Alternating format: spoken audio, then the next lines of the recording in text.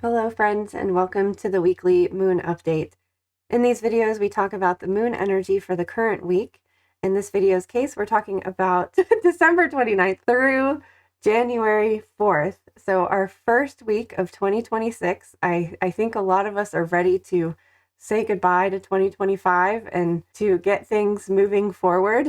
So we also have a full moon this week, which is a loving and caring and nurturing Cancer full moon. So I'm really looking forward to that energy. We have a planet going direct and a planet changing signs this week. So there's a lot going on. We've got a lot to talk about it. If you're not watching this video when it premieres live every Sunday at 8:30 p.m. Eastern Standard Time, you can jump around with the timestamps in the description box below to whatever time of the week that you may have been able to catch it, as well as the oracle messages. And I'm excited to get into the oracle messages for today too. So let's jump into it.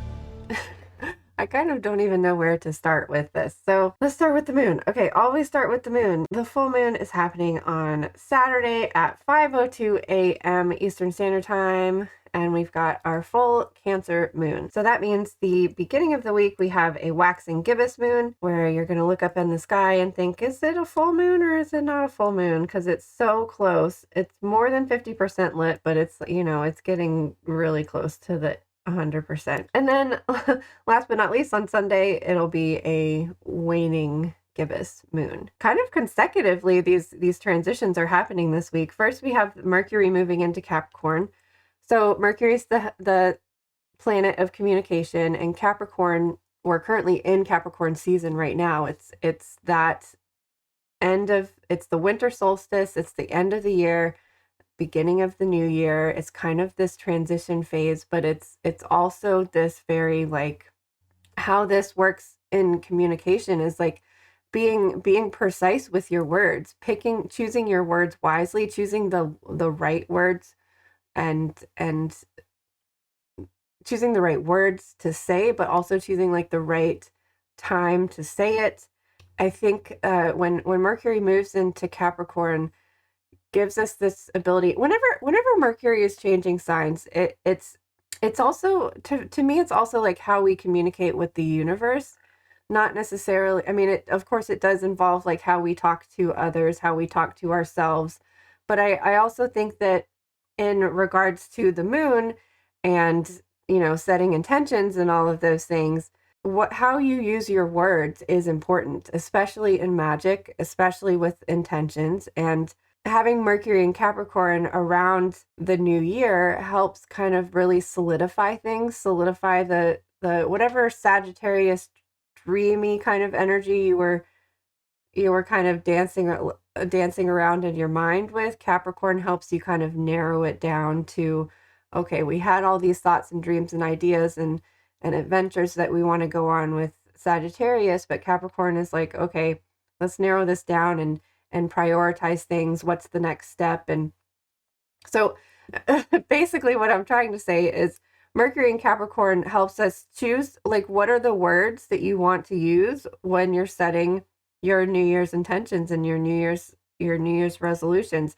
Even though I am always going to advocate for letting winter be winter and not starting things on January 1st, it doesn't mean that you're not thinking about them. That's the whole point of the hibernation phase, is to gestate on things, to think about things. So Mercury in Capricorn, Mercury moving into Capricorn on the first of the year helps us kind of like find the words that we need to solidify our goals or to solidify our dreams. The other thing happening this week is on Friday, Chiron is going direct.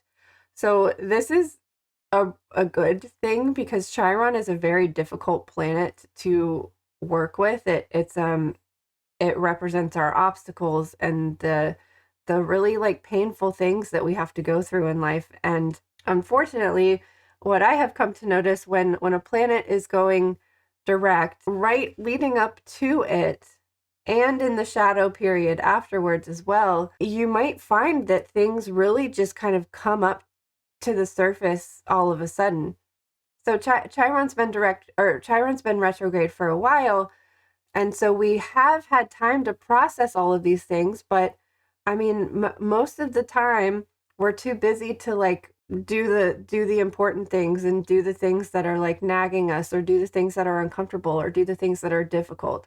So even if you have been integrating or relearning or whatever it is that the Chiron retrograde brought up for you, even if you're like processing those things and you've been doing the work, and which I know a lot of us have been doing the work, it's still gonna like kick you in the pants a little bit. Like it's still gonna bring these things up to the surface. It's like it's just like this last minute like, hey, you haven't resolved this yet, or hey, or gives you an opportunity to resolve this thing or heal this thing or understand this thing or process this thing. And the reason I'm emphasizing that is because I'm like personally I am really going through a lot.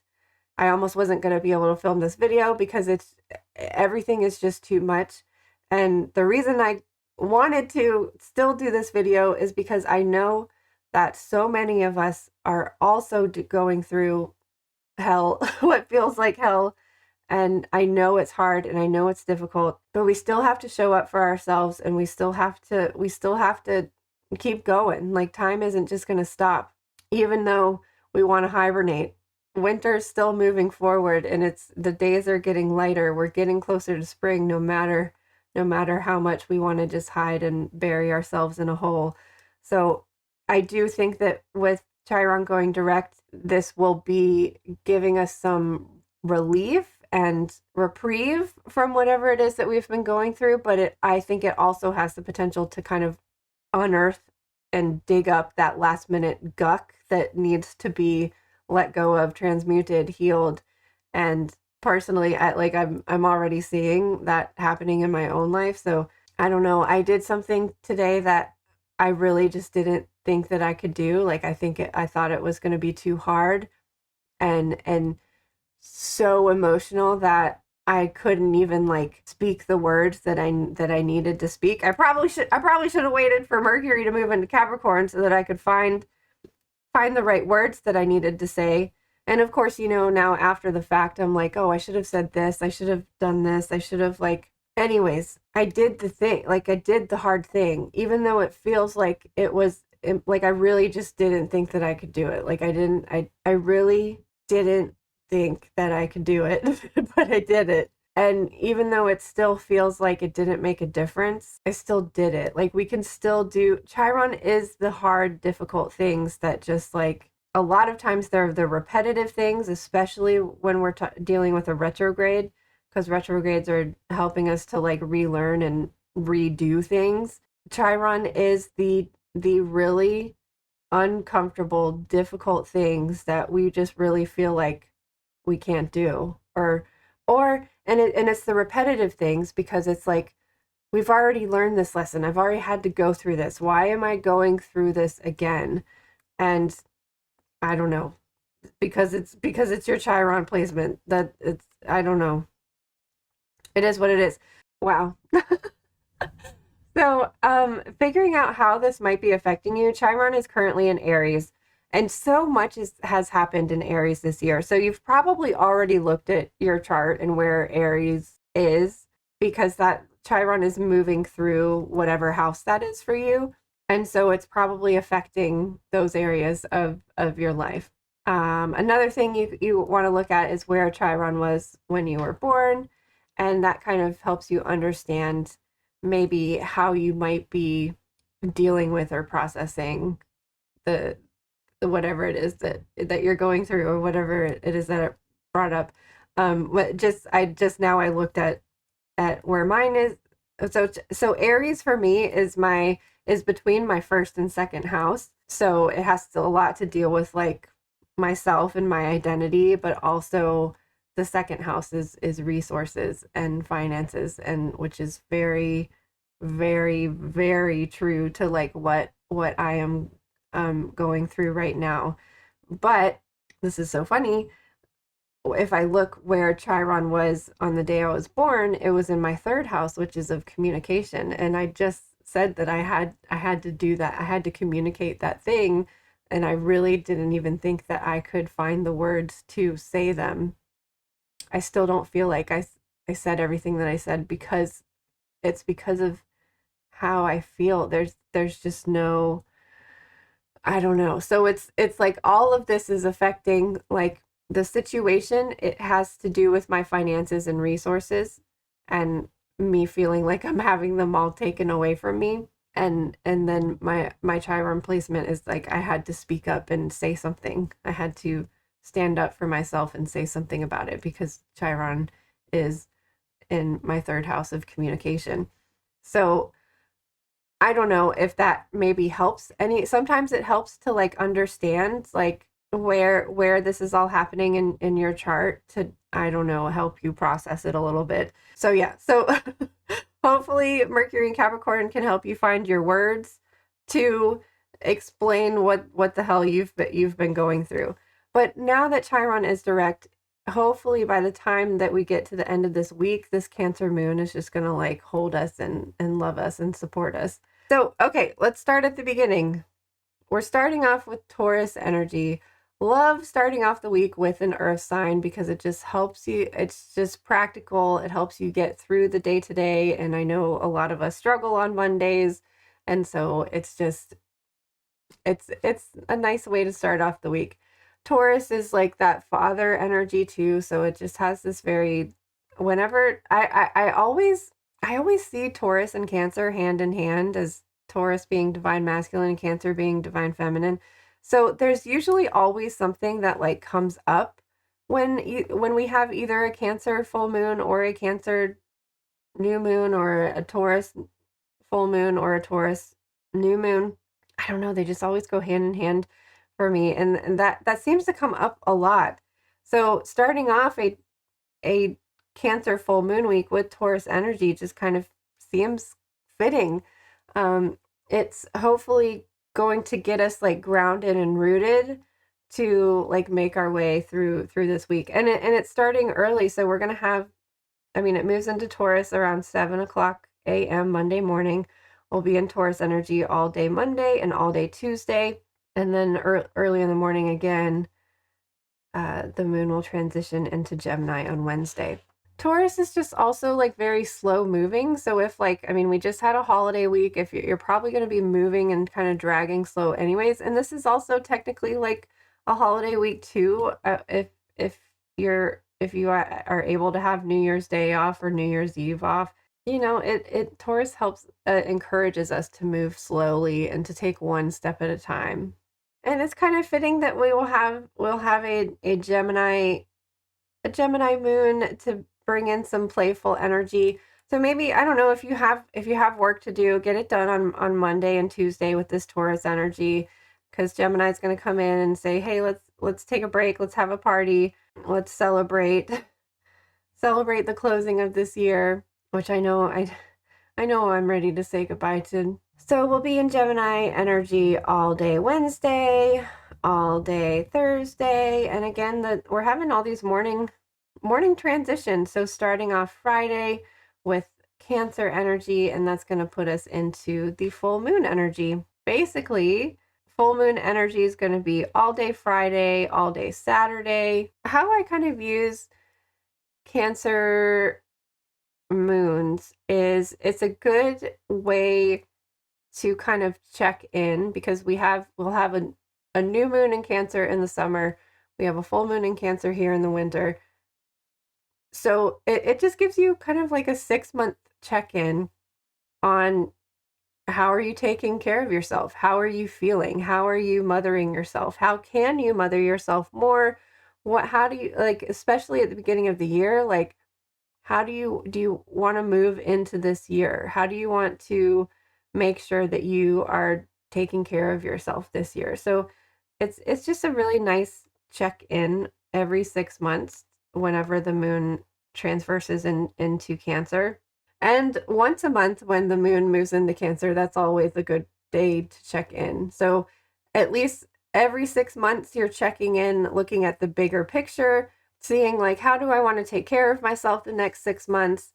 And then remembering monthly when the moon moves into Cancer to have a self-care day.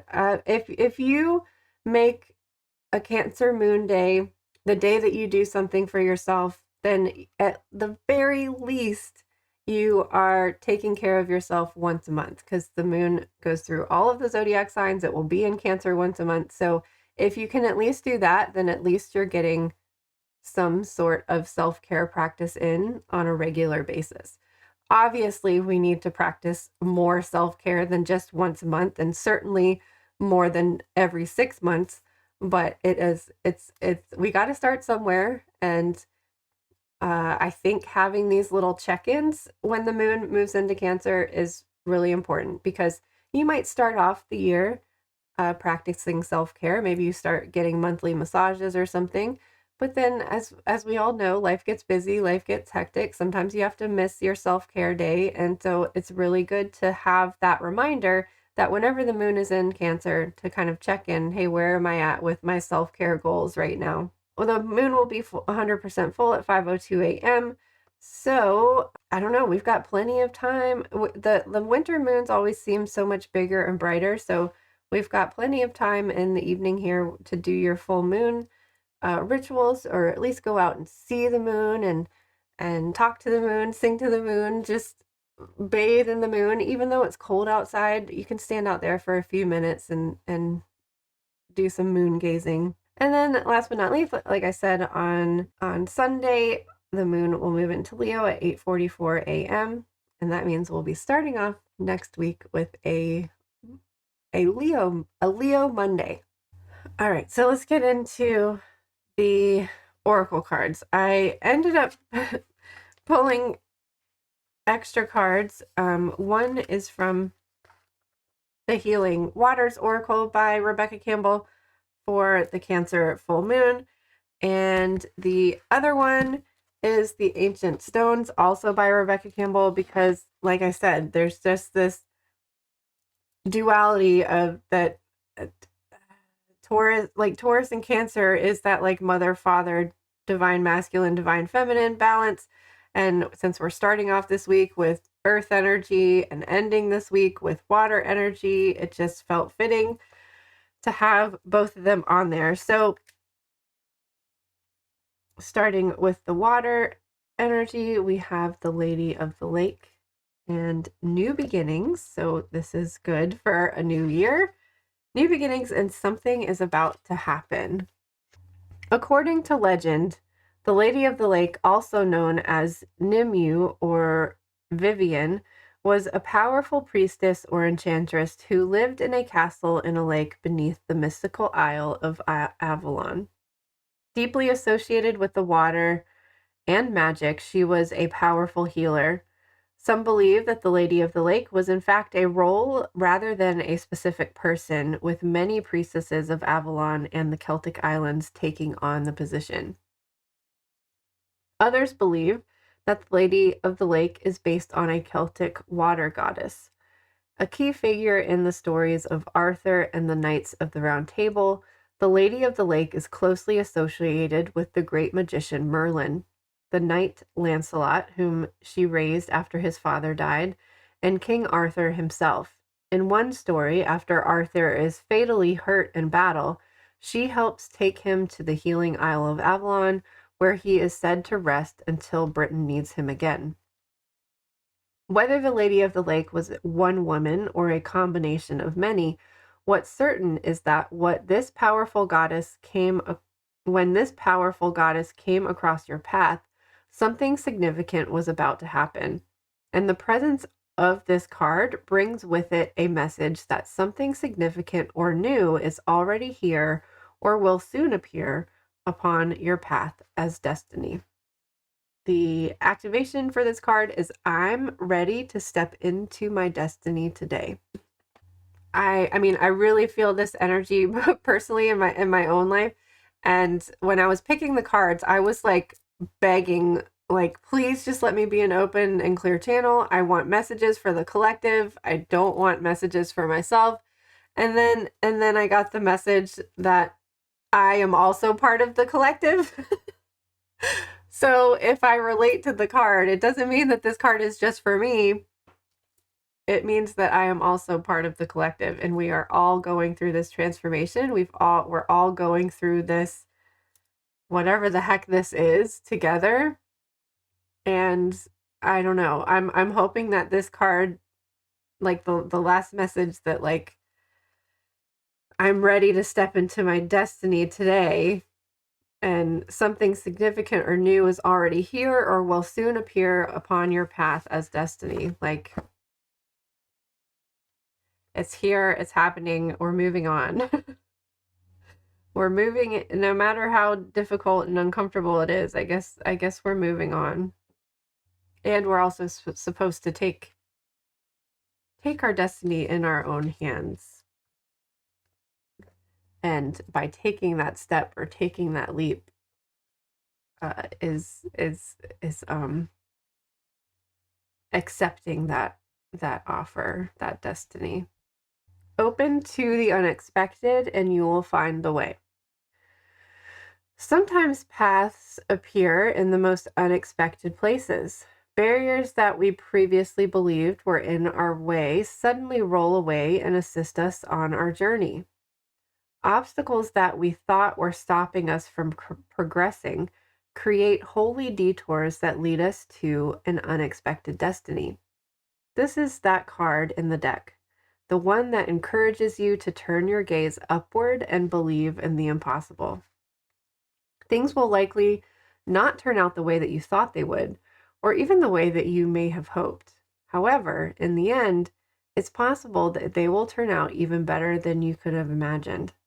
Many faith paths urge us to embrace life's changes and trust that if something is for us, it cannot be taken from us. For our destiny, when embraced, is written in stone. If life hasn't been going to plan, fret not because things are being woven on your behalf. Your path and desires haven't been forgotten. They're just a little different from what you thought. Have faith, trust, and an open mind and heart. You'll find a way through it, and in a day not too distant, you'll see how life has been unfolding for you every step of the way. The activation is I open my mind and heart to the unexpected. Everything's working out on my behalf. If you say so. So I was really excited to see our crystal for the week is hematite. Hematite activates the root chakra and is the most grounding stone on the planet. It's a potent binder of cosmic energy that helps contain unwanted forces and blocks energetic and psychic attacks. This stone roots you deeply in the earth's stability and balances the body, stabilizing your equilibrium and helping both ethereal and physical systems remain aligned. The affirmation is I am grounded and connected to the earth. Love, love, love hematite. I wear these hematite rings on my thumbs every day. They break a lot because they do a lot of work. When they're overloaded with too much energy, they just like break. So I don't know. Hematite's a really wonderful stone to work with. It's one of my favorites, and one of that's pretty prevalent. Like, it's pretty easy to find. Even like it was one of the original gemstones back before we had like all these big crystal shops and metaphysical shops and stuff. You could find it at like a nature store. Some of them are magnetic, so like you find the magnetic ones a lot in like a museum store or science store. Um, right, a lot like with clear quartz. Like if you walked into a store, like a nature store, you would find clear quartz, amethyst, hematite, maybe some geodes that you could break open. That those are pretty common back then, so they're still pretty common now and easy to find. So our chakra card is a third eye chakra card, light codes. All beings come into each lifetime with light codes that they carry and transmit over the course of their lives. These multidimensional pieces of information and wisdom are shared without conscious communication. You are activating new light codes of healing right now, and you can use them to help yourself and others as you feel called.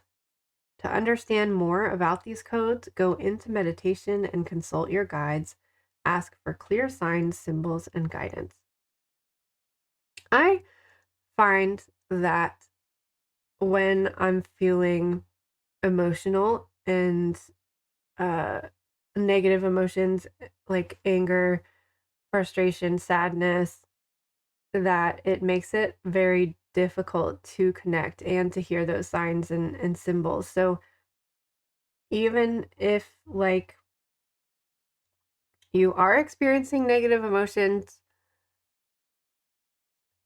I recommend like trying to get into a clear space, into a grounded and centered space. Like imagine just like taking all of those negative emotions and just kind of setting them for aside for a little bit before you like do any divination work, especially tarot readings. Like if you're in an anxious state or frustrated state, angry state, sad state, and you do a tarot reading, like you're just going to get messages back that reflect that energy. So, it's really important to try at least to like if set this aside for now.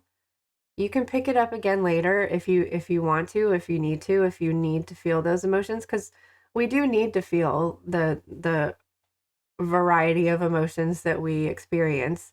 We need to feel them. But if you're trying to, like, it's saying to like ask for clear signs, symbols, and guidance, or consult your guides with this information about the light codes. If you're in a negative state, you're not going to be hearing things clearly or accurately. So I don't know. I felt like I needed to say that. I mean, I do it all the time. Like if I'm in a situation and I like grab my tarot deck and I'm shuffling them, and you're like angry when you're shuffling them, and then like you get all of these horrible messages, and it's not accurate. It's reflecting the energy that you're putting into it.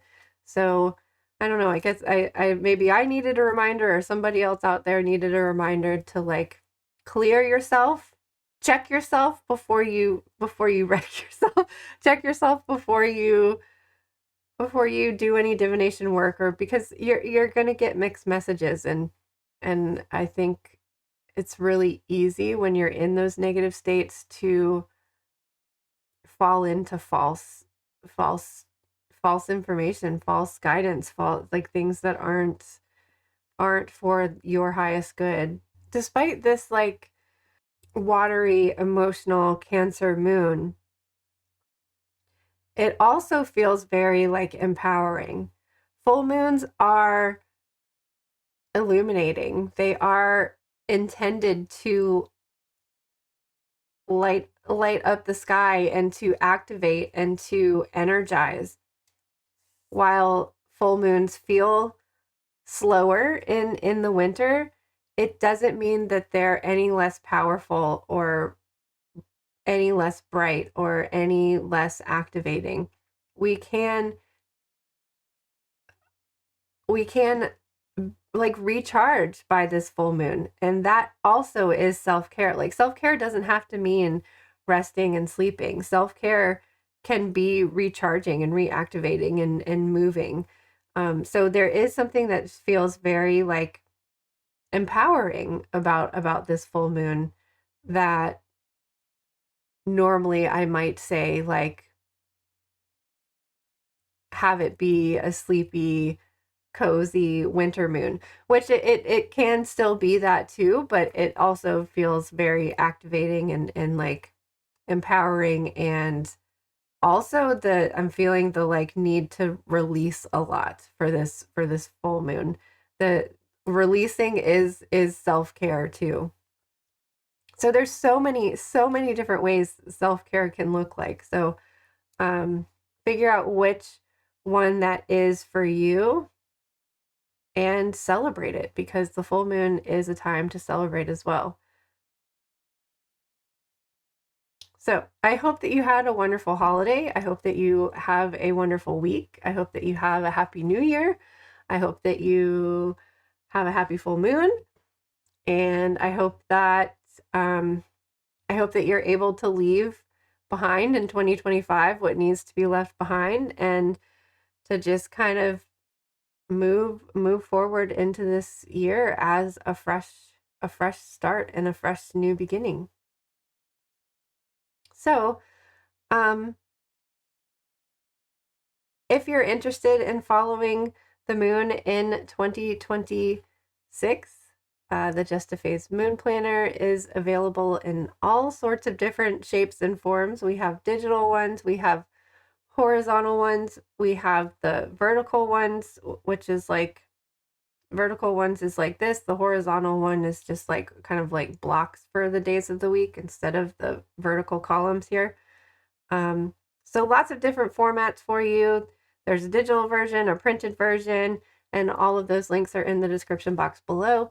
We also have the Let Winter Be Winter merch. I was hoping that I would have it here to show you. Mine's been on the way for a while, but I ordered it right before Christmas, so I think the Christmas week just like slowed everything down. So hopefully by next week I will have it to available to show you. I'm so excited about it, and man, this is like I need this winter to be winter more than any other winter I've ever needed in my life. So thank you so much for being here. I cannot wait to see you on the other side of the looking glass again sometime soon.